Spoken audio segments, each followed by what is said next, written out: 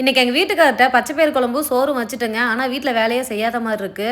நீ போயிட்டு ஒரு 1/2 கிலோ ஈரல் மட்டும் எடுத்துட்டு வா, அதையும் வறுத்து தரேன்னு சொன்னேன்.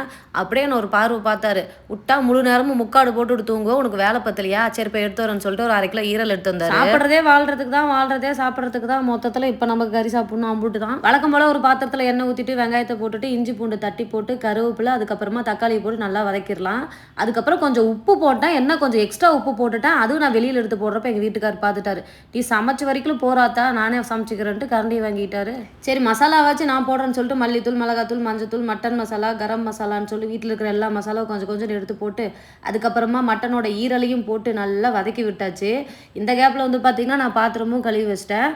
கறியும் வந்து நல்லா வதங்கி வந்துருச்சு. கறிக்கு தேவையான அளவு தண்ணி ஊற்றி நல்லா சுண்ட வச்சதுக்கப்புறம் நம்மளோட ஈரலும் பார்த்திங்கன்னா ரெடி ஆயிடுச்சு. இந்த கேப்பில் பாப்பாங்களும் 2 பேர் வந்துட்டாங்க. வீட்டில் எதாவது சமைச்சா ஸ்கூல்லேருந்து வந்தோடனே 2 பேருமே எட்டி பார்ப்பாங்க.